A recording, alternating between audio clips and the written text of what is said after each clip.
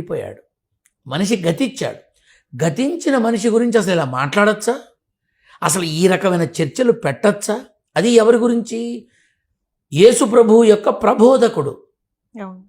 ప్రబోధకుడు pastor. ఆయన పాస్టర్గా చేసే చర్చికి ఎంతమంది వెళ్ళుంటారు? ఎంతమంది ఆయన సేవలు పొందుంటారు? ఎంతమంది ఆయన ద్వారా ప్రార్థనలు పొందుంటారు? ప్రార్థనలు చేసి మెచ్చుకోలు ఫలితాలు తెచ్చుకొని ఉంటారు? వీళ్ళంతా ఇలా చేయొచ్చా? అసలు ఎవరు పడితే వాళ్ళు ఈ మరణాన్ని వాళ్ళ స్వార్థం కోసం వాడుకుంటున్నారు. అది వాళ్ళ కమ్యూనిటీ అయినా ఇంకో కమ్యూనిటీ అయినా ఎవడు పడితే వాడు నోటికొచ్చినట్టుగా ఒక ప్రబోధకుడు గురించి ఇంత జుగుప్సగా మాట్లాడుతున్నారు. సిగ్గు శరం ఉండాలి. ఇప్పుడు పోలీసు యంత్రాంగం ఏమైనా చేతులు ముడుచు కూర్చుందా? హోమ్ మినిస్టర్ అనితమ్మ అక్కడ.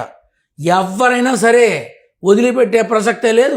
తప్పు చేసిన వాళ్ళని దండించాల్సిందే, పట్టుకొని విచారించండి, నిజంగా హత్య అయితే దోషుల్ని కఠినంగా శిక్షించాలి. ఇది యాదృచ్ఛికమైన అనుమానపు ఏమీ లేని మరణం అయితే ప్రజలకి తెలియపరచండి. Yes given